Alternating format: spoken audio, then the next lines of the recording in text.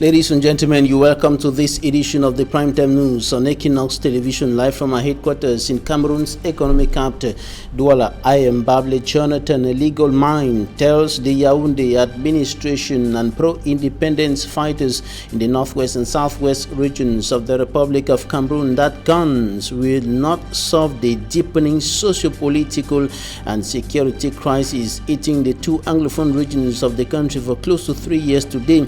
Barrister Clifford Akonte was speaking in Boya, and he lamented over the fact that the guns are rather contributing to worsen the situation. In this edition of the news, will also be painting a bleak picture of the difficult, precarious, and even deadly living conditions of some IDPs. Southwest correspondent Derek Jatto has been trailing a group of them for over 3 months now. Those were top stories.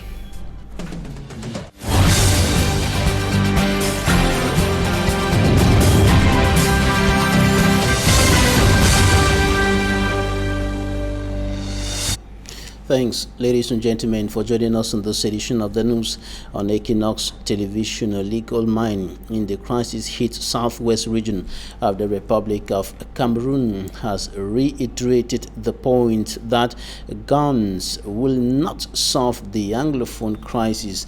The socio-political and security tension that has killed several persons and displaced hundreds of thousands in the two Anglophone regions of the country, while several houses and villages have been burnt down and are now deserted as a result of the Anglophone crisis. And Barrister Clifford Akonte, who is the president of the dialogue, that is the coordinator of the National Dialogue Movement campaign, was speaking in the southwest region of the country, and Derek Jatto caught his reaction on camera and put together this report. The Anglophone regions, there are moments where everywhere seems calm, the street busy and businesses operating, and there are also these moments. Hey, you're there already. I beg. Where the fighting between the separatists and the military is brought into homes of armless civilians, resulting to killings and destruction of properties most often. And the Movement for Democracy, Development and Transparency, MDDT Cameroon, says these pains are inflicted on the population because the Cameroon government and the youth most especially have taken by the gun option to solve the Anglophone crisis. And to the national coordinator, Barrister Clifford Akonte, saying no to this gun option will make the road to the solution of the Anglophone crisis less slippery. We're out to call on the youth and all stakeholders of the Anglophone crisis to drop their guns because of the gross human rights violations that have been going on since 2016. Now, we are not coming in to correct anything. Our focus is mainly on dialogue because we know that the way forward for the Anglophone crisis is typically dialogue. And playing what the organization called its own role, the MDDT Cameroon is having a 1-year program during which its members are expected to promote youth advocacy and reduce radicalization in Anglophone Cameroon. And they will be going with the hashtag Let Dialogue Lead. And Derek Jatto, a Southwest correspondent, has been trailing some internally displaced persons in that part of the country, and he reports that they have been living in very difficult conditions, and like them, hundreds of thousands of Anglophone Cameroonians kicked out of their homes by constant violence and gun battles between pro-independence fighters and elements of the national armed forces are living in very difficult and even in deadly conditions in bushes, other parts of the northwest and southwest regions of the country, and parts of the littoral, the west, and of course the center regions of the Republic of Cameroon, and even in neighboring Nigeria. Derek Jatto. As the Anglophone crisis persists with ghost towns, gunshot, destruction and displacement still being recorded on a daily basis, one organization has been fighting relentlessly, not the war, but to sustain victims of the war. The women have started reaping from the fruits of their labor. The first harvest don't produce me small thing way I don't save them for some place so that I fit take and make feeding me and be picking them. Their papa they don't fed die, so I'm a widow. And today this body says it is winning. This project has come a long way to give them food and also make sure that they have enough to take care of themselves and their families. 3 months ago, for instance, they were at this stage of taking the internally displaced persons into the farm. Thank God if you work out make money, when I will be no. 90 days later, results are being exhibited. And believe say if I sell now, so this vegetable because it's for the level of sale for harvest now for sale. If I sell now, so I go get a start where go sustain me and my picking them and get small thing where we take start another market. We will give you a better life than the one way will become start for you. To Agbo Paul Agbo, the founder of Mentors Foundation, though his organization strives are laudable, but his satisfaction will only be total when the crisis is over. No one will be excited over crisis. Our prayer is that the crisis should come and go so that we could be able to look for other better alternatives to fit other maybe vulnerable personalities, because we think that not only internally displaced persons are vulnerable, other vulnerable persons are in our community. In their various farms are now able to fend for themselves. The Mentors Foundation will engage another set of internally displaced persons still in this vegetable project for the second phase. And in the Northwest Regional Capital, Bamenda, and of course other parts of the Northwest region, gun battles have been going on between pro-independence fighters, persons killed, as well as many others displaced by the deepening Anglophone crisis. The two regions of the Republic of Cameroon, the two Anglophone regions, have been practically brought to their knees by the over 3-year-long deepening socio-political and security crisis. And yesterday, the Labor Day, the International Labor Day, took place in the Southwest or Northwest Regional Capital, Bamenda, amid tight security with a very low turnout, and of course the celebration was marked by the Anglophone crisis. As Stella Mbu reports from Bamenda. Activities are gaining steam within the city of Bamenda and elsewhere in the Northwest region after a 3-day lockdown was imposed on the population of the Northwest and Southwest regions in a bid to frustrate Labor Day activities. This in solidarity with what is termed the struggle. Before May 1st, 2017, when the crisis escalated, one could hardly see through the commercial avenue up to the city chemist roundabout, as workers both in the formal and informal sectors have often graced the ceremony with their presence and in beautiful outfits representing their respective establishments. On this year's May 1st, like other national and international days, not even the few chairs put at the Commercial Avenue grandstand are occupied. The reason is this. Before the outbreak of the present crisis, the labor market was constantly improving with about 20,743 jobs created in 2016 alone. This figure dropped to 9,152 in the year 2017 and decreased again to 536 in 2018. The workers, through their trade union leaders, called on employers, especially in the private sector, to respect the rights of their employees.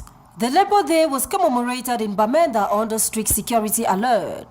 A march past by mostly government services rounded up activities at the grandstand, with some regional delegations having as many as 2, 4, 5 persons marched. The University of Bamenda proved its worth as the highest crowd puller during the 133rd edition of the Labor Day, chaired in Bamenda by the Secretary General at the Northwest Regional Governor's Office.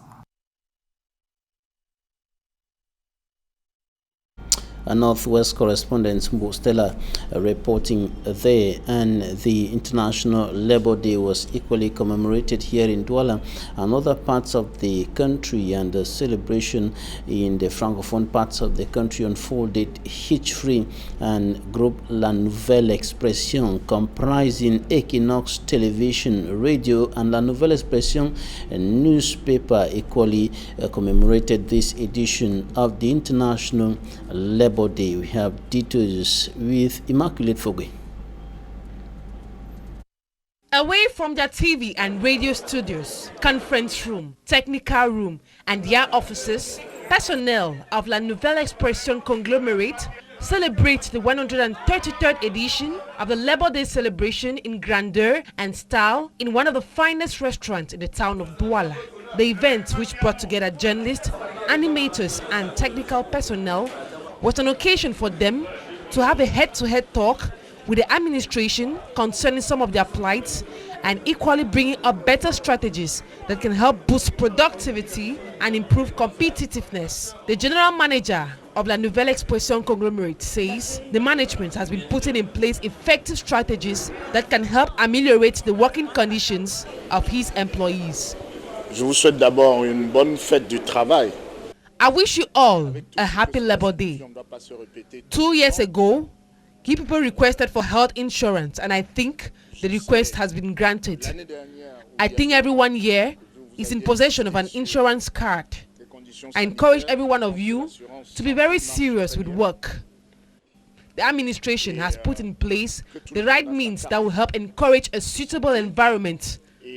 Though we are feasting, we should not be carried away by it, and remember that work awaits us. If the event was this successful, it was all thanks to the human resource manager, Madame Makunju Florence, who championed the organization. And we're going to come back on the Anglophone crisis in the northwest and southwest regions of the country to talk about the bishops of the National Episcopal Conference of Cameroon, who are complaining that the President of the Republic of Cameroon has not received them this far for them to air their views, opinions, and stands on the Anglophone crisis. And they have reiterated that dialogue is the only way out of the socio-political and security tensions in the northwest and southwest regions of the country. They were speaking during the conference in Yaoundé. Innocent has more. It is at Centre Jean 23 d'Envolier, Yaoundé, that bishops of Cameroon meet for activities of the 44th Plenary Assembly. Archbishop Samuel Kleda of the Douala Archdiocese, an outgoing president of the National Episcopal Conference, fumed at the fact that the head of state refused to receive them to have their views on the Anglophone crisis. To the bishops, they have on several occasions called on actors of the crisis in the northwest and southwest regions to take appropriate action. They have even formed a team of bishops and have never been collapsed. Appeals to be received by government authorities end up as archives, as even the President of the Republic has never attended to them. Bishops are questioning about the undersides of the close to 3 years old crisis, which has displaced thousands in Nigeria, landed many in the forest as their homes have been razed. These men of God demand government authorities, separatists and Cameroonians to think about the thousands of children in the 2 English-speaking regions who have been unable to go to school for about 3 years today. Calls for dialogue, the religious mentioned, have continuously been rejected, not signaling a possible return of peace. Still at the Plenary Assembly of Bishops, it was also mentioned that the prevailing situation in the country frightens Cameroonians. His Lordship Samuel Kleda asked all to make Cameroon a country before the crisis and not Cameroon after the crisis. Et il y a une autre rencontre que les évêques organisent aussi. Upon taking the floor, the Apostolic Nuncio of the Vatican to Cameroon and Equatorial Guinea expressed the belief that only dialogue can end the Anglophone crisis. Just dialogue. Archbishop Julio Murat arts can make Cameroon grow and bear fruits in God. For this dialogue must have a franchise. The Metropolitan Archbishop of Yaoundé, His Lordship Jean Barouga, indicated that the bishops are in solidarity with their brothers of the English-speaking regions who are obliged to flee to find refuge in other cities of Cameroon like Yaoundé, overcrowded today. Hope is nursed through relentless prayers by the bishops of Cameroon for dialogue to be truly given a chance for the return of peace in Cameroon, particularly in Anglophone Cameroon.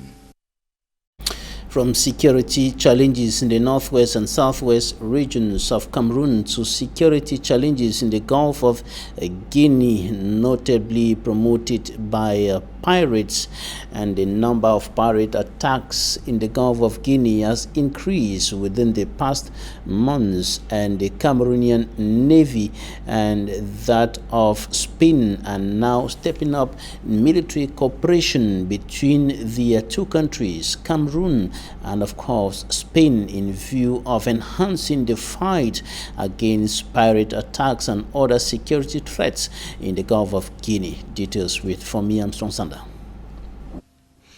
Activities of pirates in the Gulf of Guinea remains a major security challenge to Cameroon and other countries within the Gulf of Guinea. Pirates have continued to hijack vessels within Cameroon's territorial waters and those of its members, despite joint efforts put in place by the Cameroonian Navy and partners to fight them off the Gulf of Guinea. Theoretically, it was improved to a certain extent, but recent facts demonstrate that we have to fight against piracy. In fact, 10 days ago, this same ship just helped just in order to free one Nigerian vessel who was in the hands of some pirates, and the vessel was freed thanks to the performance of this ship. So it's very important again, still the fight against piracy in the Guinea Gulf. One of Cameroon's partner in the fight against pirates is Spain, a member of the European Union, whose vessel Saviola has been assisting member countries of the Gulf of Guinea to fight pirates. An agreement inside the European Union, among the countries of the European Union and some African countries, in order to fight against piracy, especially in the Guinea Gulf. And this, the visit of this ship is in the framework of this agreement. We have two visits every year, one in the first half of the year and the other in the second half of the year. So this visit is the first one of this year, in the first half of 2019. And we will have the second visit at the end of October or the beginning of November. To respect what Mr. Ramon Moreno described as tradition, some Cameroonian authorities joined the Spanish Navy in a buffet on Saviola. According to Mr. Ramon Moreno, the presence of Saviola is more than ever before needed now in order to completely wipe out pirates from the Gulf of Guinea. Thanks for me, I'm Sander, and now we are going to talk about financial issues within the Central African Economic and Monetary Community (CEMAC) zone, and by June, that is June 2019, the sub-region is going to move from national regulation as far as the financial market is concerned to a regional innovation, a regional regulation. And this issue was on the discussion table at the meeting of experts from the Central African member states here in Douala today, and the financial wizards are discussing the stakes and of course the opportunities that come along with this new dimension of the management and functioning of the financial market within the Central African sub-region. Take a listen for greater details. Take a listen to the Secretary General of the Central African, that is the Central African Commission surveying the financial market.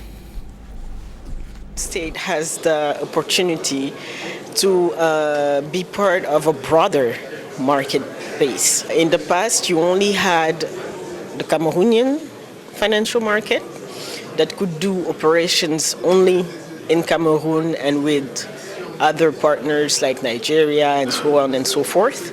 But Cameroon is part of a union, of an economic union. So it was a long time coming that Cameroon joined Gabon, Congo, Central Africa, Chad to be part of the great economical unity that we have. And it's only now that the heads of states have accepted that the two come together as one. So the CMF is closing now, and the activities will be brought in Libreville. The stock exchange will stay in Douala, and the stock exchange that existed in Libreville will close also. So it's a partnership. Nothing is. It's not one side who abolishes one thing and gives up one thing for the other. It's a joint effort. Thanks. That was the Secretary General of COSMAF speaking there, and we also asked her the benefits of this new dimension of the financial markets. That is the move from a national regulation to a regional regulation, and this is an extract of what she said. The regional market is estimated at 2,000 billion CFA. Okay, so it's a huge market. The potential is huge, and we need to have this unity in order to. You need credibility in a market. In order to seize all this money, you need to attract people, and to attract people, we need to show a united front. There weren't a lot of companies operating either in Cameroon or in Libreville. Right now, we will have more and more. We are working so that more and more companies can come on the financial market. And what we're telling those companies is that we have a potential of 2,000 billion CFA to finance your economic needs, your development needs, your investment needs. So we're telling even the smallest company, come to the market, come take part with us in the development of this market. They will inevitably take advantage of it. That was Daniel Bunduku Lata, Secretary General of the Central African Financial Markets Surveillance Commission, COSMAF, speaking there. And that's it for this edition of the news on Equinox Television. Thanks for staying with us.